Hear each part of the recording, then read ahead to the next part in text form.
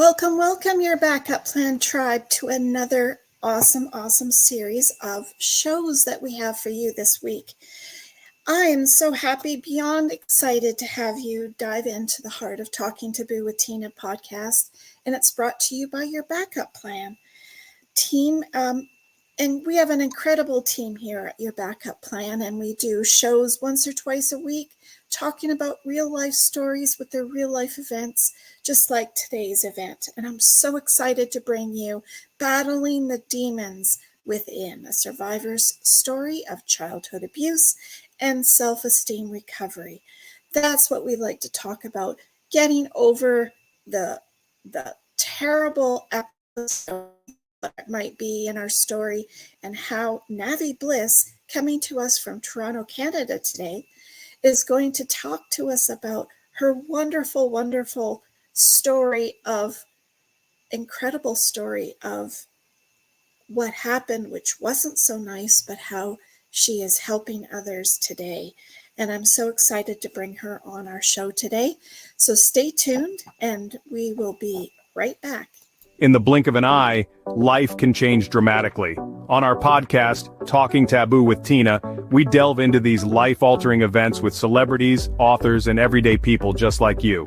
You'll also discover your Backup Plan app, a life-organizing tool designed to prepare you for any unexpected circumstance. It's your safety net, taking the sting out of tragedy. Imagine a Plan B that ensures your finances are safe, even in the worst-case scenario. But it doesn't end there. Join our vibrant Facebook group for free webinars on backup planning and secure your future today. We're back with Navi Bliss, coming from Toronto, Canada. Welcome, Navi. Now, Navi is, let me get my information correct. She is a love and confidence coach, an inspirational speaker, an author, and a podcaster. And what a childhood abuse story she's going to bring you all. I am so thrilled to have you here, Navi. Thank you for coming on our show today. Thank you so much for having me. Oh, you're welcome. You didn't have any demons that you battled with, did you? Yeah, I think everybody that is in an occupation where they are helping other people, it stems from their own things that they've been through that has really inspired them to want to desire to help people that have gone through the things that they've gone through in their lives. Isn't that the truth? It's so healing. It's healing to me, and I'm sure it's healing to you, to know that you're helping those out there that, where you could have used the help at the time too. Where did it all start for you, Navi? So for me, it started in my childhood. So I have a mother who was physically and emotionally abusive towards me. And, sometimes people, they remember a time that they had self-esteem and then they lost it.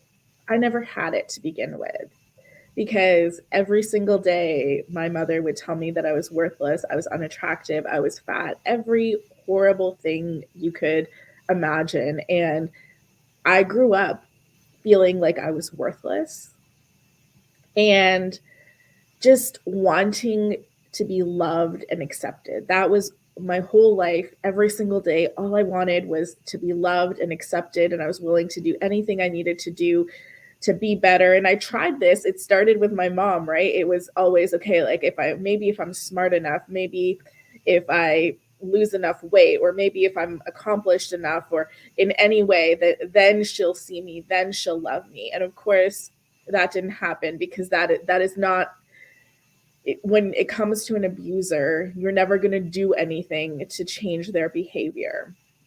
Was it just you and her, Navi? No. So my dad is a classic avoidant personality, and he was not an abuser, but he also did not do anything to prevent the abuse. And his way to deal with it was just to go to work and work extremely long hours and not be there, and allowed it to happen. Yeah. I think that's really Was she narcissistic too, do you think?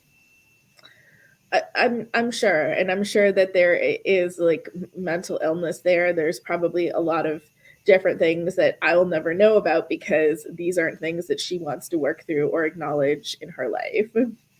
Yeah, absolutely. They don't. They don't see anything wrong with themselves. And it's always somebody else, right? That's what you find. When did you first notice you feeling this way? When you started changing as a woman, or did you realize it sooner? Oh no, these were my earliest memories that I have as a child. It just wasn't that love, that care just wasn't there. It wasn't as bad when I was very young because my parents lived with my grandparents, and my grandmother became like the primary person that took care of me when I was an infant, because as soon as my mom brought me home from the hospital, she was not interested in caring for me, and that like level of resentment started right right from the beginning. What gave you that thought? Why did you think that that's what happened? What was that what they told you, or I mean, that's what they told me, but that's also what I knew, right? So I've gone through uh, hypnosis, and that's some of the treatment that I've done, like myself, to overcome the things that I've overcome. And even my earliest memories are of my mom, like as an infant, that I was able to connect with through hypnosis, were just her being unkind to me, being abusive to me, right from the beginning. what do you remember the worst scenario? What age were you? What happened? Do you recall the most extreme issue that happened? Um, so I don't know if there was one thing that that stands out to me that was so extreme. It's just that it was every day, that it was like every single day. There, even if there were moments that it's like I felt good in myself, right? Okay, so this is maybe 5 years old, and I'm getting ready to go to ballet, and I put on my tutu, and I and I'm excited to go to ballet, and I come out, and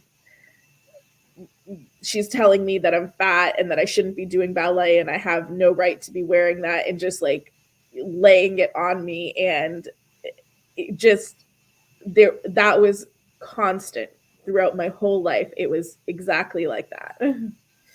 How do you think that made you feel at that young age? Because, I mean, when we're younger, we have feelings and things like that, but we don't really understand what pretty and ugly really is or anything like that. So, how do you think that really made you feel? It just made me feel like there was something wrong with me, right? I always had this awareness that other mothers, other parents did not treat their children that way. And it made me feel like there was something inherently wrong with me. Not that I shouldn't be treated that way, but Yeah. as a child, you believe that you deserve that. And so you must be doing something wrong. There must be something inherently wrong with you. Otherwise, someone wouldn't be treating you that way.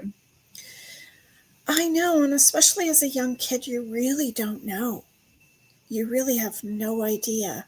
I mean, we don't even really recognize races, different races, or we might recognize a certain culture. Maybe if we went to a friend's house and realize, oh, they do things differently there than what we do at home, or something along that line, or they eat differently than we do. But other than that, I don't think as children we really realize things. But moving forward in your relationship, how did that affect you as you became a teenager then? Well, it just put me in this place where I wanted love and validation, and I wanted it so badly in my life, right? And I wasn't getting it. I wasn't getting it from my mom, and I wasn't getting it from my dad either, right? So this was now as I thought, okay, I need to find this in a relationship. And my entire life, my mom had told me, no one's ever going to love you, no one's ever going to want to be with you. And as a teenager, that pushed me to want to just get into a relationship and find a boy that was going to love me and choose me. And I did. I met my first husband when I was 17. And we got married when we were 23. And I remember when he chose me and he wanted to get married to me, I thought, okay, now all of my problems are over because somebody loves me, somebody is choosing me, somebody is validating me. They're proving all of the things that my mother said about me to be wrong, and all of my problems are over now. And I felt like, even though that relationship wasn't ideal, I idealized it so much because it was just so much better than I'd ever experienced in my entire life. And I thought that that was the end of my problems. But you can't outsource your self-worth to another No. person. It doesn't work. And 2 years into our marriage, he had a child with somebody else while we were still married. And that caused my self-esteem to go to an even lower point than it had been before, which I didn't even think was possible. So say Yeah. self-worth had been at a negative 100 before, now it went to negative 200, because instead of proving my mom to be wrong, he proved her to be right, that I wasn't lovable.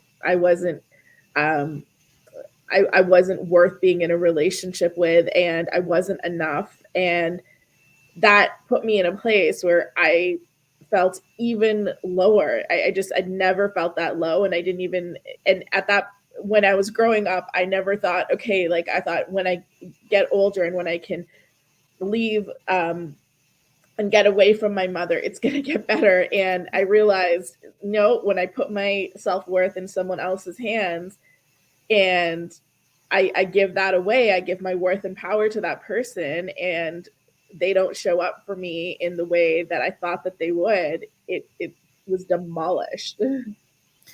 Oh, betrayal's got to be like one of the top things. Was it hidden? Of course, this affair that he had, it was hidden for a long, long time. It was a wild story. So he was in the Navy, and so he would there would be times that he was away, and but this wasn't even somebody that was away, that this was somebody that lived in the same city that we did. And the how I found out about it is I went shopping. We went shopping that day, both of us together, because we were supposed to go to a friend's housewarming party. I went into a store, and then he said that he didn't want to go into that store because it was boring and he was going to bring the car around. And then I got into the store and I'm looking around, and then I didn't realize, because I didn't have my wallet with me, and I didn't like think about it, because at that point, this is not how I do relationships now, but all of our finances, everything was combined. So I didn't, I didn't think about bringing separate money or whatever. So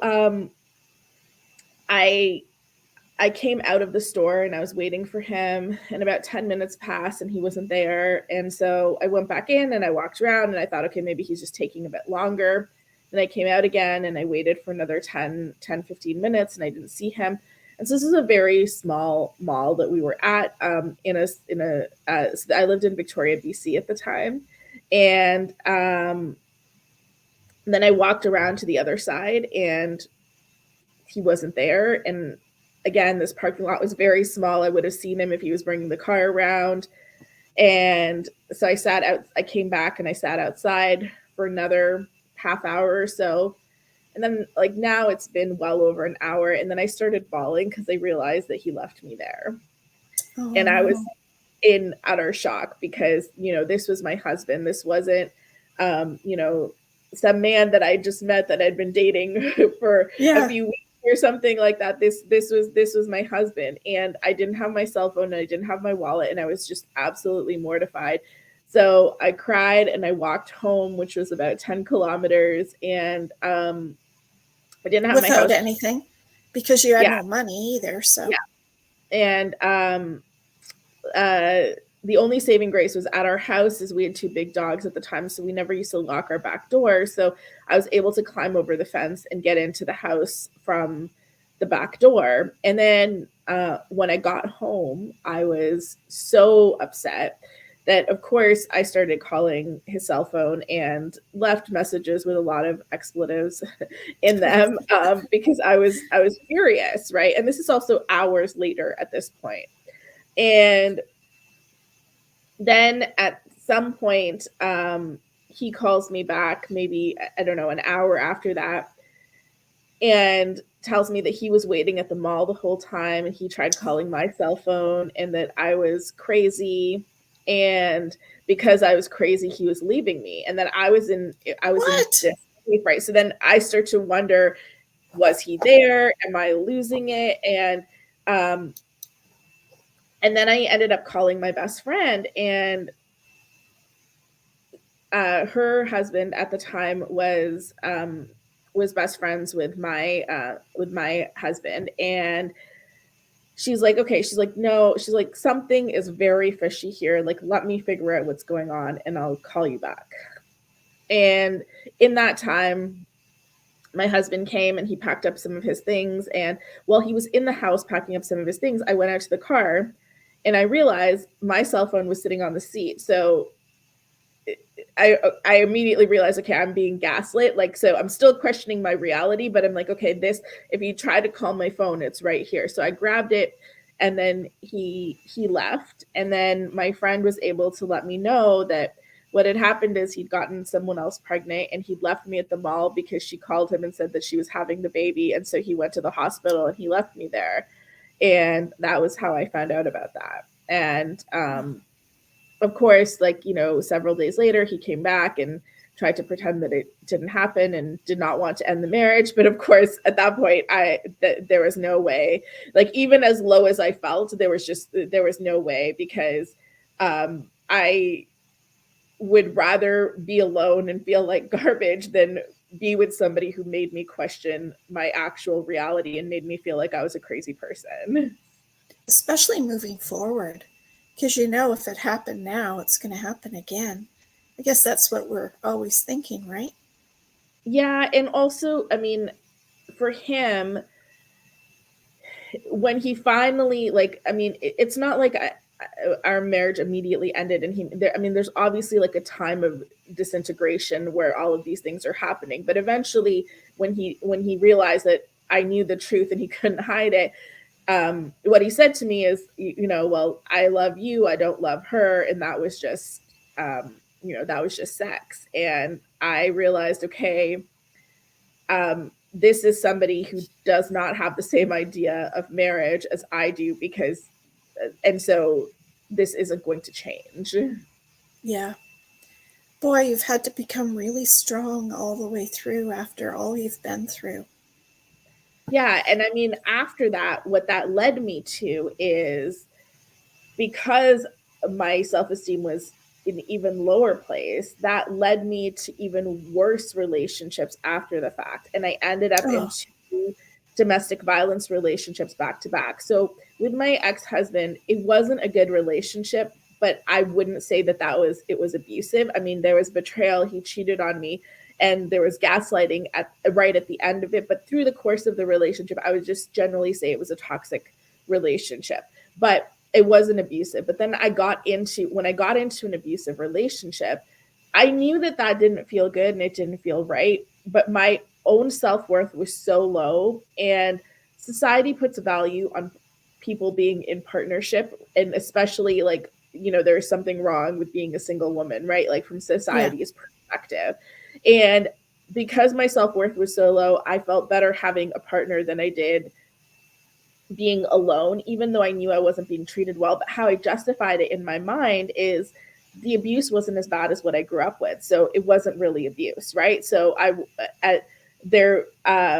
it wasn't physical in the beginning, and then so I thought, okay, because that isn't happening, it's not really abuse. It's not as bad as the way that my mother treated me, so maybe it's okay. That's how I justified it, right? And of course it got worse, and it escalated and it escalated, and then I, like, after 5.5 years, I managed to get out of the first relationship, and of course I left that, And I immediately jumped into another relationship, and that was also an abusive relationship, and that one was even worse than the one before. And again, I Oh, was still trying to justify it, and I also had this shame and embarrassment because, I saw friends, other people in my lives like settle down with partners and get into healthy relationships. So I felt shame around not having a healthy relationship. So I felt the need to pretend that it was healthy so I could cover up that shame because I didn't have that sense of worth on my own. And then I had this sense of shame that, again, if my relationships aren't working out, it's my fault. It's up to me. But then I had a moment of grace where I was able to leave that relationship. And anyone that's ever been in a domestic violence relationship, they know that the most dangerous time in a domestic violence relationship is when you try to leave, because that is the most dangerous time. And that had happened in the previous relationship because he took a butcher knife to my car and slashed my tires, and it was I'd seen like escalating violence. I had to get a restraining order. I went through a lot with that. And this was a moment when he went to another continent, and I had an opportunity to exit that relationship. And I took it. I took it because, how I felt inside of that relationship, in both of those relationships, is there was like, at first it started, there's like this tiny little whisper of a voice that said, this is not okay. This isn't how love is supposed to feel. And then by the end of it, that voice was screaming at me saying, this is not how love is supposed to feel. And I just realized, okay, I would rather be alone, and this can't ever happen to me again. I hit my wall. That voice got so loud inside of me. And when I hit my wall, I was like, okay, I need to do whatever I need to do to figure this out. And if that means I'm going to be alone for the rest of my life, I'm going to be alone for the rest of my life, because I cannot be treated like this again. And I realized also that, like, the stuff that had happened with my mom in my childhood, it wasn't okay and it wasn't my fault. But now I was an adult and I was choosing what I was allowing into my life. And I was allowing these people into my life. And if I couldn't figure out what the problem was and how to choose better and to have someone better in my life, that I was actually better off being alone. And in that healing journey, it was like transformative. It included therapy, it included coaching. And what I realized is all of this love that I was seeking outside of me the entire time, I had the capacity to give it to myself. That I could actually wake up and I could feel good in my own skin every single day. I did not know that that was possible up until that point. And through that, I also ended up finding my passion and purpose for helping other people, because I know that the biggest reason that people struggle in relationships, that they tolerate bad behavior, that they end up in these situations, is because of this lack of self-worth, and they just want love and validation. But when you can give that to yourself, you don't need that. But then also, that when you can step into your authenticity, when you step into your power, that is also when you become an effortless magnet for all of the things that you want in your life. You don't need them, you're not chasing them, but they come to you anyway. I think that's so true. And you only see that after the fact, after you see all the puzzle pieces kind of filtering into each other. But when you're actually in it, it's so tough to first to comprehend what's happening to you at the moment. Um, Secondly, like, I'll give you an example. You had a husband who left you at the mall, which was super weird. Like, that's super weird. Like, what was he thinking? Like, could he have not found a different way of going to the hospital secretively? Like, that that just brought up red flags all over it. It's like, where is he? What's he doing? Like, why is he not picking me up? Right? Well, I had a similar instance after almost 30 years of marriage where we were in Vegas at a softball tournament, and I had been asked by one of the other coaches that were at the tournament if I had the medical papers for his girls on the team. And I said, yeah, I do, but they're up in the room. So I have to go up and get them. So I turned to my husband because I know how strong and fine tuned he is to the time that you need to go to these tournaments. Like, he likes to be early. So I said, do we have time for me to run up and get these papers? And he said, yeah, just hurry up because we're going to be waiting here at the lobby. I said, okay. So I ran up to the room and came back down, and everybody's gone. Everybody is gone. And I walk outside the doors and I'm looking at the parking lot, and I see my girlfriend, who's one of the other girls on the team's moms. And she says, I jumped out of the car, Tina. He was really mad and he drove off. And I said, let me out of the car. Don't leave Tina here by herself. And I'll stay with her. And he left. Who leaves someone that they love, supposedly, in a parking lot, not even knowing where to go to this tournament and how to get there? Who does that? So it's kind of like the same kind of thing, like leaving. Like, if you were dating someone, you would definitely not do that. Let be. I mean, how I think about it is now is one, when somebody is in that situation where like they're in their fight or flight mode, it doesn't make it okay, but that is, they don't, like, there is no rational thought. But what I realize is also that was a gift to me from the universe, because had that not happened, had, you know, he could have left and said that he was going to work or that he got some call or whatever, and I wouldn't have known. Like, he could have driven me Right. home and all of that, and I wouldn't have known, and I would have stayed in a situation that I did not need to stay in longer, for a longer period of time. So that was a gift to me from the universe, because Yeah. it was a terrible way to like face that reality, but it shook me and it made me uncomfortable enough that I had to face that reality. And sometimes that's what happens. And if I look back at my life now, because of the place, like the place that I'm in and all of the work that I've done, so many things make sense to me, right? And I don't have this hatred or resentment, even towards my ex-husband, because I've done this healing, because I believe that he played an integral part in my journey, because Yeah. I needed to cut off the relationship with my mother and I needed to step away from her. Yeah. Getting married to him was the first step to be able to do that, right? Because I Yeah. needed someone to take me away from that situation.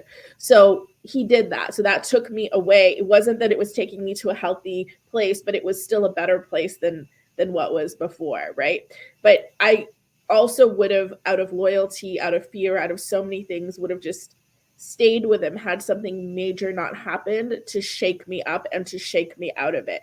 So then he went and did all of that, which woke me up and shook me out of it and forced me to leave. And if I think about my life now, and of course it wasn't smooth, because after that it still got more complicated, right?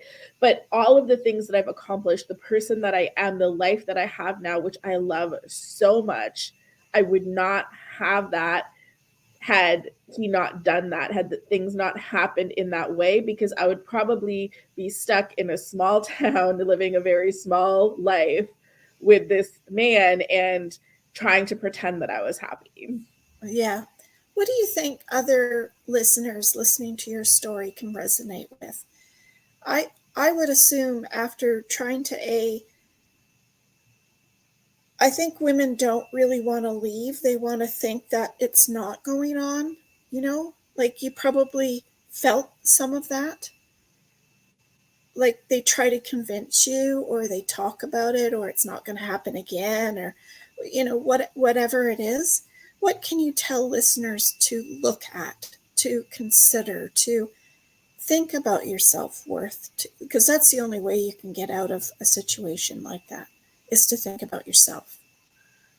Yeah. So, I mean, it's a matter of whether a relationship makes you happy or if it doesn't make you happy, right?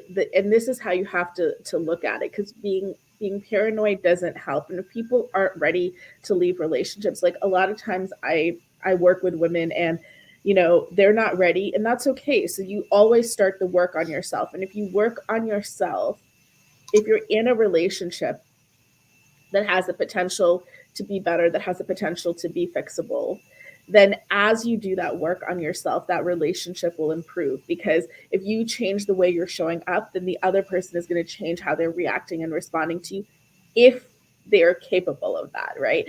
And if they are not capable of that, then they will not. So you don't have to make the decision to get up and leave in order to start changing things. If you want to work on your relationship, then start by working on yourself, because that will change your relationship, and it will show you whether that person is capable or whether they're not capable. But as you start to build that love for yourself, as you start to build that foundation, you're not going to accept it anymore when that person isn't changing, when they're not working on themselves. And somebody who is healthy, who is open to growth, will be inspired by the work that you're doing on yourself. People aren't going to change because you try to change them or because you tell them to change.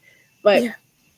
if they have that capacity within them, they're going to feel inspired when they see you doing that work on yourself. And if they don't, then you're also going to learn that through doing that work on yourself, that hey, I'm working on myself, I'm building my confidence, I'm working through my trauma, so I'm getting less triggered, I'm showing up in a better way, I'm learning how to communicate and express myself in a better way, and yet I'm still getting the same on the other side. That's when you know it's it's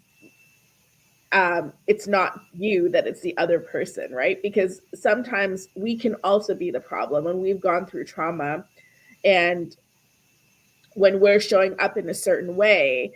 I know that the ways that I showed up in my marriage are definitely not the ways I show up in a relationship now, but I didn't have relationship skills, right? No. Um, but even if I had built those relationship skills, my ex-husband's views of relationships and monogamy and all of those things, those are still his values. And I know as a person, because we're not friends, but we're friendly. So I know that those views for him have not changed, right? So um, that wouldn't have changed. That part I could, Yeah. because he doesn't want that. That's who he is, and he's happy being that person, and he has the right to be that person. Yeah. As long as he's not hurting anybody, he can be that person. And so, what happened next? Before we move on to the next part, make sure you like, share, and subscribe down here below in the button. Press on the subscribe button if you'd like to see more of our shows. But and Navi's information is below in the description box. Just click on more, and it will show up in your description box. Um, that being said, let's talk about your first relationship after your marriage. So that ended up in domestic violence. So That what was do my you think? that was my first long-term relationship after my marriage. So I would say my first way that I actually coped with leaving with my marriage is because when I got married when I was so young. I got into that relationship when I was so young. I had very little experience with other people, that and then I felt so violated, because when that happened, I actually had to go get tested for STDs and all of that, because if he got someone else pregnant, that meant that he was being intimate with other people and not using protection. And that, that created another level of shame for Oh, me yes. to Oh, go through that's all of that, horrible. which it shouldn't have, but it did. It did create that shame for me. And so my way of sort of, I guess, dealing with that was to actually become very, very promiscuous, because I went from the opposite of having no experience to now um, rebelling, but also just like I just wanted to feel something. And then that stopped when I realized, okay, this is just making me feel worse because I'm giving away pieces of myself to all of these people that I'm with, and giving away pieces of myself isn't making me feel more whole. It's just making me feel less and less and less. Yeah. Where did it start with the violence part for you? What did you first notice? So that people can hear what you're talking about and maybe visualize maybe that's what's happening in their own relationships. It started with small insults, right? Like comments about my body, like just very, very unkind things, like pointing out, like, oh, you have a role here, or what is this, or why do you look like this? Like, not even just like, and making me feel like the way that my body looked was not normal. Making you feel like your mom was Yeah. telling you all along. Yeah. Yeah. So the Yeah. universe was showing it to you again in different voice and a different body and saying, you haven't got it yet, Navi. We're going to give it to you again. Yeah, exactly. And in those moments, knowing that it wasn't right, and it showed up in controlling behaviors as well, right, around what I was wearing, where I was going, and always being critical, or when I went out, if I went out with him, if someone else was kind to me and complimented me, then that would turn into a fight with me, because I was doing something wrong, or I was flirting with someone, even though when that wasn't happening, right? But just always feeling like I was in the wrong no matter what I did. I think what I can say is I felt like I was walking on eggshells because I never knew when the next fight was going to be or when the next argument was going to be about, or and so you always felt like you were walking on eggshells. And um, what did it get evolved to from the controlling, from the remarks and the insults? Did it get to be physical abuse as well, or to throwing things, or what Yeah, kinds of? definitely throwing things. I would say like mildly physical, like compared to the physical, actual physical violence that I experienced with my mother, it was a lot less, right? Again, that's how I justified it. But it definitely was something that was escalating. And then there was one fight, and it was just, and like I didn't even think so. During this fight, he took a butcher knife, and then he walked out of the house, and he started attacking my car and slashed all the tires, and I didn't, it was so instinctual that I just picked up the phone and called the police, and then I immediately regretted it. But they came immediately. And the thing is, like I felt so bad, and I wanted to take it back, and in that I had so much guilt around that. But that also was like they stepped in and they intervened, and then there was like a restraining order put in place, and I didn't want all of that at that time. But I remember the cops that came saying, it's so good that you called, because he was going to come back in and turn that knife on you. Like we see this all of the time. And I didn't believe it. It took some time to like have some distance from it, and it took until I was actually willing to let go of that relationship to realize, because then it became a stalking situation, because he was not willing to let go of me, showing up at my house, showing up at my job. And it was he didn't love me, he didn't want to be kind to me, he didn't want to treat me well, but he also did not want me to be free. That was not going to be okay. And it took some bigger things legally happening for that to finally end. Oh, that's a mess. That's hard. I'm sorry you've had to go through all of that. Now the second one after that, the one following, is that it then? You've learned your lessons and you dealt with the, is that the worst of the worst, the third one? Yeah, that was when I hit my wall and I was done. So it doesn't mean that I never went on a bad date or anything, because of course that's a different story. But it's just I was not going to enter into another relationship, because I learned okay, these are the things that I need to pay attention to. These are the things that as soon as I see these things, they're going to be absolutely unacceptable to me right off the bat. I'm not going to end up in this situation again. And the one thing I want to say is like how people also justify being in abusive relationships is every moment isn't terrible. There's great moments too, right? And it's usually oftentimes like after something terrible has happened, after they've been terrible to you, because they want to convince you to stay and they want to like gaslight you into believing that whatever happened didn't really happen. There's probably going to be, you're probably going to be showered in gifts, you're probably going to be showered in kindness, and you're told that they didn't really want to do that and that this is up to you to be treated better. And you're going to start to believe that, okay, maybe it actually isn't that bad, right? Every moment isn't going to be terrible. And it's like, I find this, especially with women, we want to cling on to those good moments. But the thing is, a normal, healthy relationship is going to have ups and downs, but they're not going to be, it's not going to be like a roller coaster ride.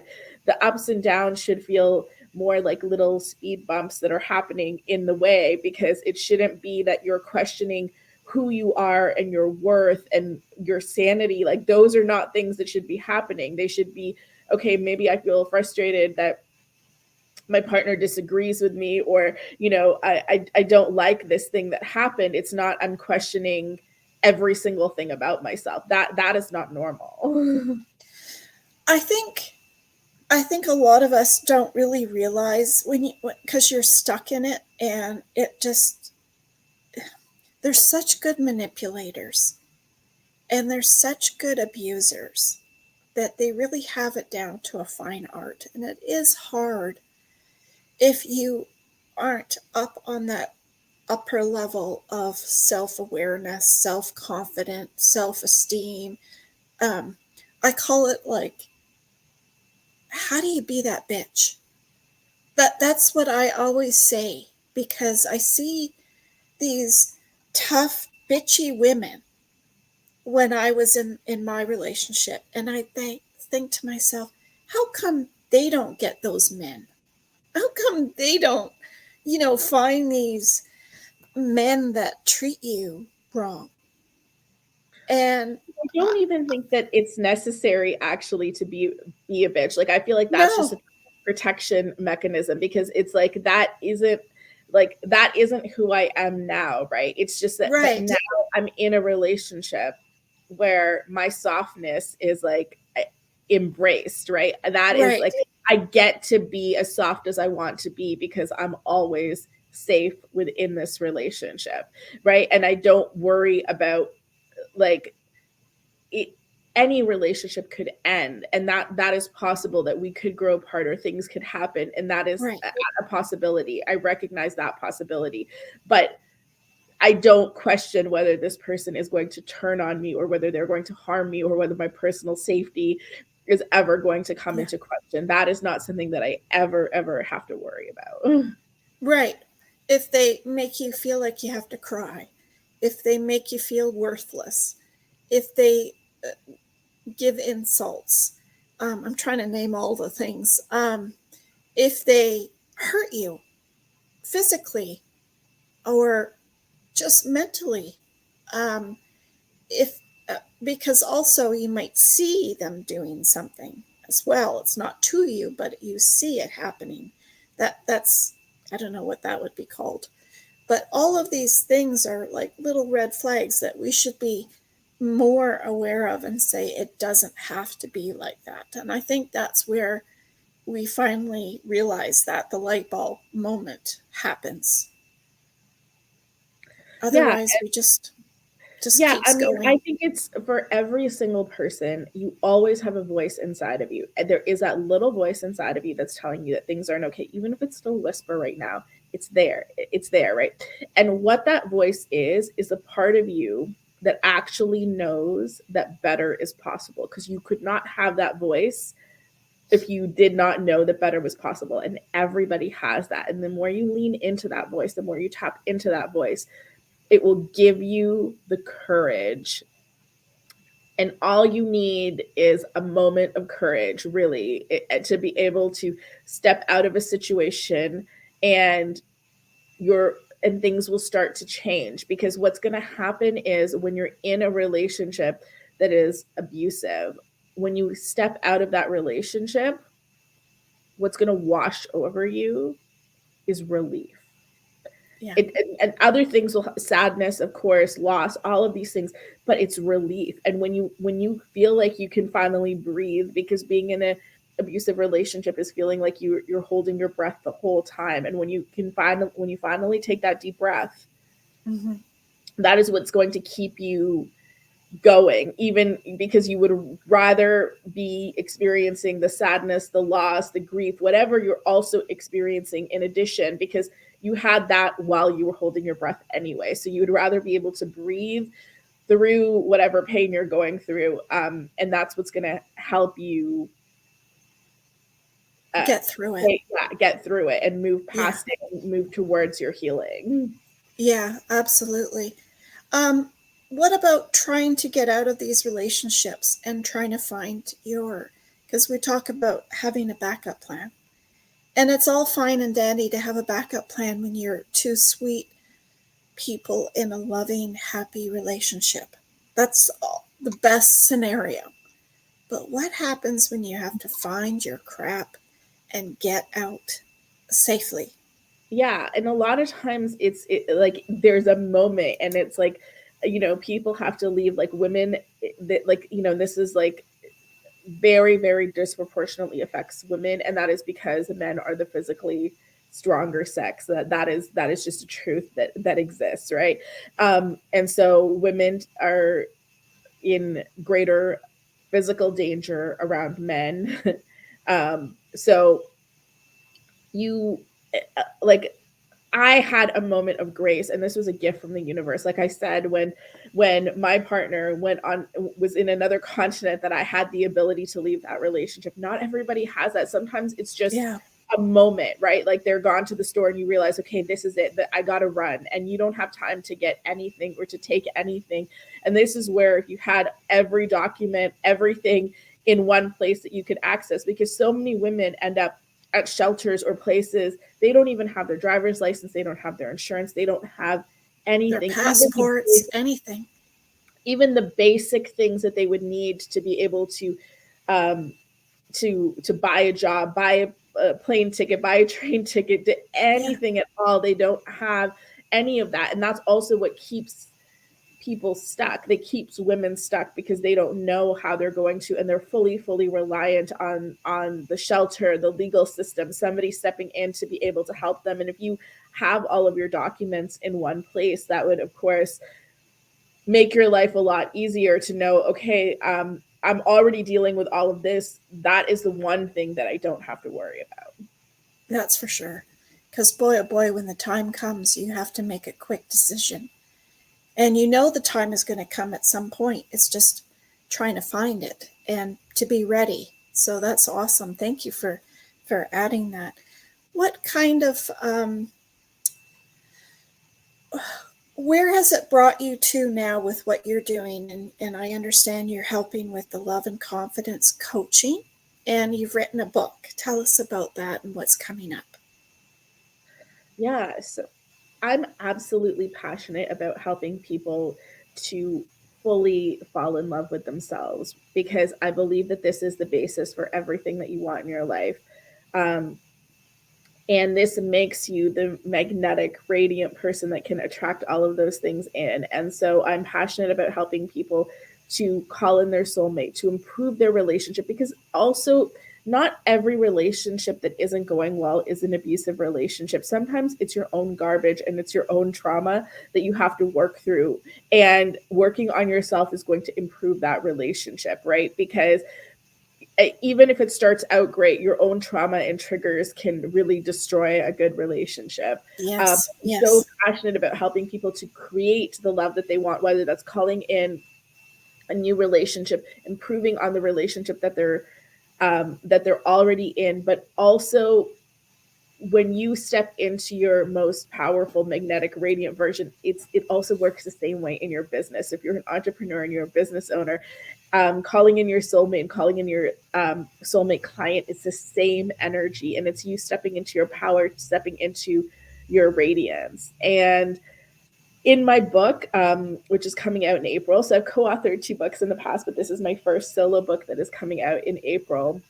That's exciting. I really dig into my journey, and it is called Broken to Blissful, how I overcame trauma and created a life that I love. And in it, I share all of the different pieces of my story and all of the different things that I did. I share tools, all of the different resources that I use to pull myself out of the situations that I was in. And I really, really wanted to create this resource because I love helping people. I love working with people one-on-one, but I also have this big heart for philanthropy. And I know that not everyone has the resources to work one-on-one. So I wanted to create something that was a guide that someone could take away on their own, that is inexpensive because it's just the cost of a book, and you could use that to start to work on transforming and changing your own life, and to know that it's possible, because I did it, not because I'm more powerful or I'm more courageous or any of these things. I did it, and that means it's possible for anyone else that wants to do it too. No, that's lovely. That sounds like a great book to pick up. What kind of final message would you like to give the listeners, Navi? The message that I want to leave people with is, if you're listening to this and you're identifying with parts of this, a lot of times we can start to feel guilt and we can start to feel bad. And that's when you're, especially when you're in that cycle, and really beat yourself up. But you don't know what you don't know until you know it, right? So if you're starting to recognize these signs, reach out for help, reach out for support. If you're unsure, there's so many hotlines and places available for support, but you can also send me a DM. And this isn't going, and I'm not, if you're questioning whether the relationship you're in might be domestic violence, if you're worried about that, I'm always open to have a conversation with somebody. And ultimately, I want everybody to know that they're worth it. And if you have gone through things or you've made bad decisions, that there is always more and better that is possible for you, and there's nothing that you can't recover from. Oh, that's beautiful. Thank you. I think I think I put your website is down below in the description box, as well as I don't have a phone number or an email, but they can reach you at your website, right? Yes. Or on Instagram, message you, or Facebook. Yeah. And that's down below as well.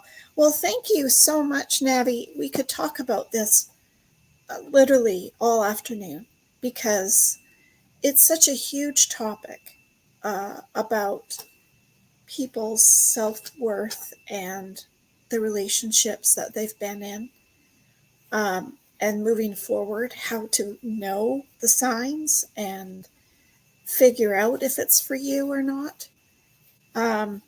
That's hard when you don't really know where you're at. So, like you said, it's about working on yourself so that you can bring that part out into the next relationship. So thank you so much for sharing. Thank you so much for having me. Oh, you're welcome.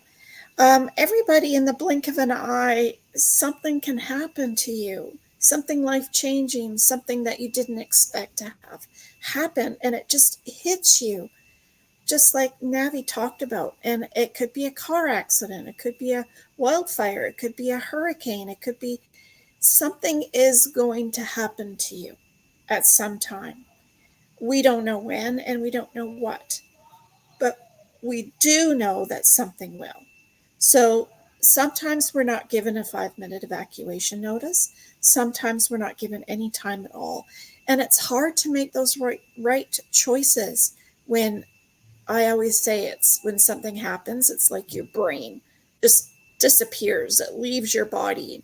You can see it floating in the air. It's like, give me that back. I can't think. You can't think. You go into fright mode, and it just disappears. Your brain disappears. So if you had some of the information already done for yourself, it alleviates that pressure and that anxiety and the difficulties is so much. So make sure you like, share, and subscribe to our channel. Check out more shows. Check out our app. Also, get some coaching sessions over on our free webinars on our Facebook group. I'd love to help you over there. We talk about family conversations. We talk about having what that's like, how to have fun with that. Talking about what you want in life. What do you want in death? It's all talking taboo with Tina. It's stuff we don't like to talk about. So that being said, thank you so much, Navi, for coming on our show. Thank you, everybody, for coming on our show and watching.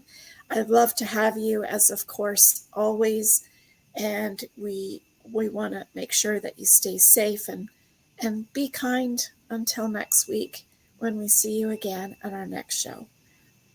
Sending love. Bye for now.